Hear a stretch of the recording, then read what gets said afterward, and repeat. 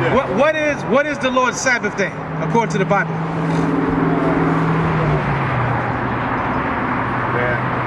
I just woke up. I'm just going out here like. Okay. Easy question. What day do people worship God when they go to church? Most people. Sunday. I'm going to show you something out the Bible real quick. Read that. Exodus chapter 20 and verse 8. Remember the seventh day to keep it holy. 6 days shalt thou labor. So God said, remember the Sabbath day, because he knew through slavery, which is prophesied in the Bible that blacks and Hispanics would go through, it was prophesied that we would forget to do what God told us to do. You remember during slavery, we weren't allowed to read, write, none of those things. We was taught the Bible by another nation. So that's why God is saying ahead of time, he's saying, remember the Sabbath day and keep it holy. Read. 6 days shalt thou labor. What day is the first day of the week? I know you just woke up, but it's always, let's get the brain clicking. Let's get the brain clicking. 6 days, God said, do all your work. What's the first day of the week? First day of the week? Yeah. Monday? On the calendar. When you see any calendar you ever seen, what's the first day of the week? Do it start with Monday? Nope. It start with Sunday. It start with Sunday. Right. Sunday is the first day of the week. Teach them up. But keep in mind what I asked you first. Our people is keeping the Sabbath on Sunday. Every Sunday they go to church and sit down and they call it holy. Read.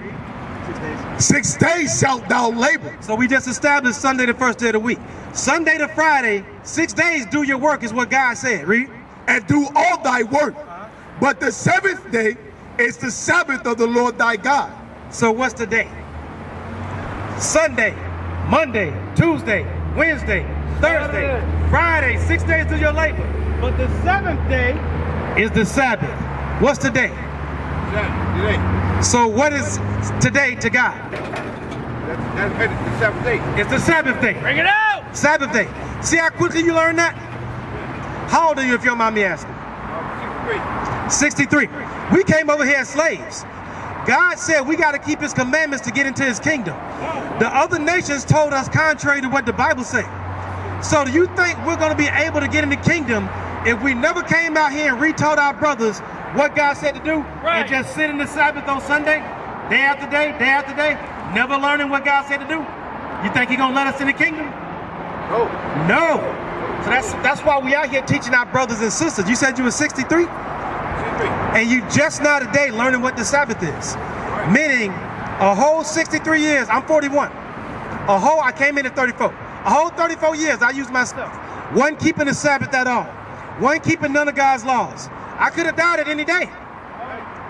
So today, you got to learn to keep God's laws. Right. A whole 34 years, a whole 63 years. All these pastors out here. Ain't nobody ain't taught you the Sabbath yet. You see that? We getting told a lie. So when you see these brothers out here, what we doing? We bringing out the truth now. We bringing out truth. Today is the Sabbath. God said to keep today holy. So you want to get into the kingdom of God, right? Right. So today and next Saturday, what you got to do? Along with all the rest of us. You got to keep Saturday. You got to keep the Saturday what? Holy. Sabbath day. The Sabbath, right? Right. Now, do you know how to keep the Sabbath? You know how to keep it? I'm going to show you. Read it from the top again. Remember the seventh day to keep it holy. 6 days shalt thou labor and do all thy work. But the seventh day is the Sabbath of the Lord thy God. In it thou shalt not do any work. Nehemiah 10:31. That's one of the laws for the Sabbath. In the Sabbath day, you don't do no work. That's one way to keep the Sabbath day holy. You just learned today was the Sabbath. Now you learn no working on the Sabbath day. We're going to give you another law on the Sabbath day. Because this is what he means when he says keep it holy. You don't just come on Saturday and sit down and do nothing. There's laws to it. Read Nehemiah chapter 10 and verse 31. Bring it out. And if the people of the land bring wares or victuals. Where is merchandise? Victuals is food. Everybody's selling food and merchandise right now. Read. On the Sabbath day to sell, that we would not buy it of them. There's no buying anything and selling anything on the Sabbath day. Once again, I told you this world taught us different after slavery. So everybody buying and selling today.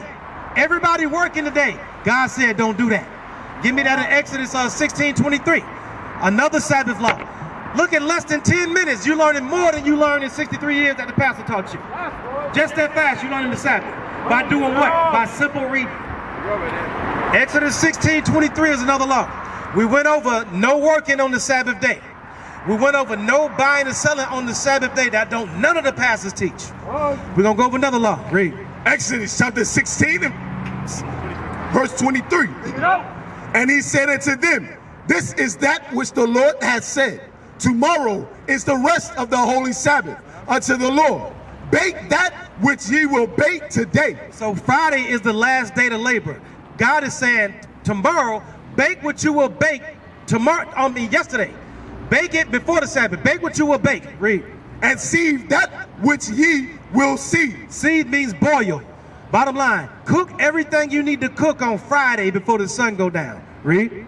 And that which remaineth over, lay up for you to be kept until the morning. Right. That which remaineth over, keep that to eat for the next day. Why? Because we're not allowed to cook hot food on the Sabbath day. Right. You ever heard that before? Never heard of See what I'm saying? Reading it right out the Holy Bible. Now this is the love of the Bible. What if we had to just let you walk by and they say nothing and you go A64, A65, A66, never learning what God said to do. Never learning what he said to do.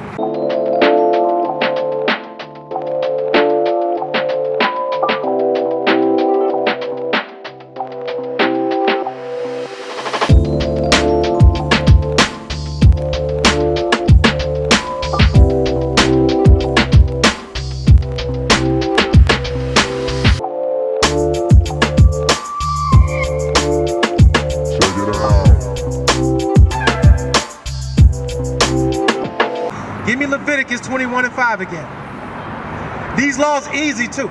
We went over this earlier before you got here, how easy they are to do. We thought having responsibility according to the Bible was hard. For some reason we thought it was something in here that he was going to ask us to do that we couldn't do.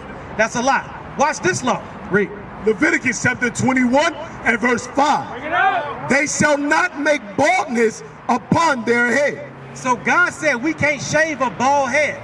You can't do you a Michael Jordan. That was an Egyptian custom when we came out of Egypt. The Egyptians used to cut off all the hair. They cut off eyebrows. They was doing it for some fake God. They cut their heads bald. That was their custom. So when we left Egypt, I'm sure a few of us left with bald heads. God, we got in the wilderness, he retaught us the law, saying, no, y'all gonna grow your hair on your head. Y'all ain't gonna be like the Egyptians. Read.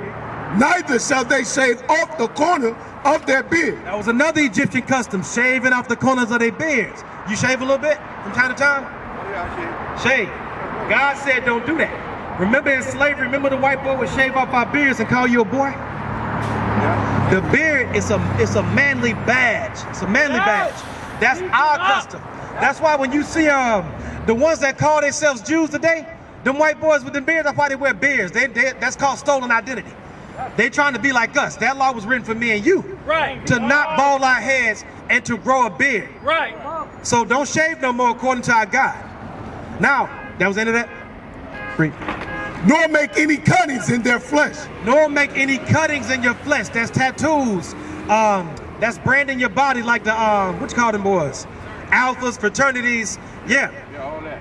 Yeah. That was a custom of the Hamites to other nations that had us as slaves. God telling us don't do them things. So no balding your head. No shaving your beard. If you got tattoos, just don't get no more. That's called repentance. Because that's of the other nations. Now I'm going to show you something else. Get Matthew 5:17 real quick, because we teach in law. And then when you learn these things and tell it to somebody else, somebody liable to tell you, oh, well, the law is done away with. That sounds good.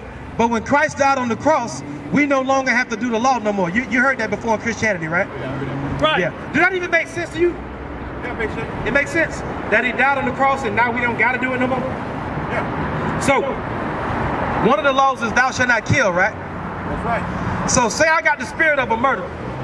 Anytime somebody do something to me, I'm just ready to kill and stab. But now a Christian teach me, hey, Christ died on the cross, so you know the law is done away with. Now I go, oh, for real? Now I'm thinking about all the niggas I want to kill. Now I'm hitting the block, I'm shooting everybody. Do that make sense that law was done away with? Not really. Thou shalt not commit adultery. Say you my best friend. You got a wife, I know your wife. You trust me. They taught me the law was done away with. You say, I'm gonna go to the store real quick, get some cigarettes. That's not no cigarettes. I'm gonna go to the store real quick and get, some food or something. As soon as you leave, I'm jumping on your wife. And you come back mad. But you know what I'm gonna tell you? Bro, close the door, the law's done away with. Close the door until we finish. The law is done away with. I'm not doing any wrong. Damn. Thou shalt not commit adultery is done. Whatever you bought, go in the kitchen, finish cooking till I finish, and I'll be back out. make me some chocolate milk. Do that make sense? That the law done away with? It's foolish. We believe dumb stuff. We believe foolishness. They put dumbness out there. We just believe it. It don't make sense. Watch what Christ said. Watch what Christ said. Matthew chapter 5 and verse 17. Think not that I am come to destroy the law. Think not that picture Christ standing right in your face. He's telling you, don't even think I'm going to get rid of this law. That's what he just said. Read it from the top again. Think not that I am come to destroy the law or the prophets. Or anything the prophets said, because I told them to say it to you. Read. I am not come to destroy, but to fulfill. I didn't come to destroy the law. I came to fulfill what was written about me in the book. We're going to go to Acts 3 and 18 real quick. So, how does it make sense? Because Christians are saying, he just said in that same sentence, don't think I'm getting rid of the law of the prophets. I came to fulfill. When they hit a part that say I came to fulfill, they go, oh, see, he fulfilled the law. If a brother's homosexual, is Christ dying on the cross going to make him not a homosexual no more? So how did he fulfill the law for the homosexual? Look around, everybody's still sinning. Did his dying on the cross fulfill the law? If it did, why everybody still sinning? It didn't cause people to stop, did it? But they supposed to have a conscience and a love for their God after him dying on the cross, that we don't have to get stoned no more for sinning. That, okay, I'm going to do this now. He gave me grace and time to learn it until he get back. That's what we're supposed to be doing. But read this. He said, I didn't come to destroy the law. He said, I came to fulfill. Let's see what he came to fulfill. Read. Acts chapter 3 and verse 18. But those things which God before had showed by the mouth of all his prophets, that Christ should suffer, he has so fulfilled. Boom. The things that God had his prophets speak, he was going to come riding in on a donkey. He was going to get crucified. I fulfilled those things. He was going to raise people from the dead. I showed up. I fulfilled everything the Bible said I was going to do. Not one scripture in the Old Testament say that the Messiah is coming to get rid of the law. It don't say that. He said, I came to fulfill what was written of me. It said I was going to come down for the nation of Israel. Boom, did it. That didn't get rid of the law. Go back to Matthew 5. Matter of fact, let's go back, read that again. I'm sorry. Yes, get Isaiah chapter 42 and verse 22. Actually, him dying on the cross, because what they try to do, they try to say he died on the cross. Now we ain't got to do law, it's easy. Now I can just have faith. He actually made it harder to get in. It's harder to get in the kingdom now. Because now, under Christ's death, now he requires you to keep the law and stop falling. Now you're not in the position where you can go, oh damn, I just slipped and fell into the woman. Oh, I just slipped up and fell and went to the weed man and got high. Now you're in a position now to where he requires you to actually do what's written. In the law, it says, thou shalt not commit adultery, right? So now he's going to expound and magnify that law in Matthew 5:27. Read. Matthew chapter 5 and verse 27. Ye have heard that it was said by them of old time, thou shalt not commit adultery. We heard in old time from Moses, don't commit adultery. But what will we do? You're going to get your look on. You know what I'm saying? You might touch something, you know what I'm saying? You might kiss or whatever like that. Because everybody got in their mind what they think is committing adultery and what's not committing adultery. You know what I'm saying? Read it from the top again. Ye have heard that it was said by them of old time, thou shalt not commit adultery. Verse 28. But I say unto you that whosoever looketh on a woman, whosoever what? Looketh on a woman to lust after her, hath committed adultery with her already in his heart. So he magnified the law. He said, yeah, it's been said of old time, thou shalt not commit. You see what I'm saying? Look, I've done that many times. Yeah. I done committed adultery many times. But see, this is what the grace is for. Grace gives you time to purge out all of that stuff. Now don't think about it in the Christian way, because when Christians hear that, they just do the sin and go, well, I'm just working on myself. No, you got to seriously meditate and work on yourself. Every day, focus on that. Every day you see one, try harder and harder to not look. Every day, yeah. Learn discipline. What is a nation?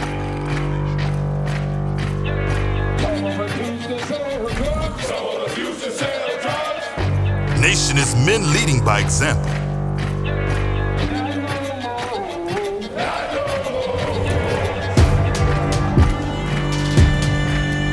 Nation is family.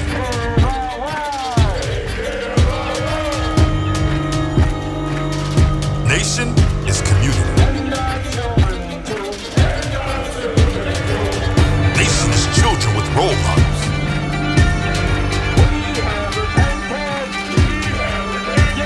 Nation is unity.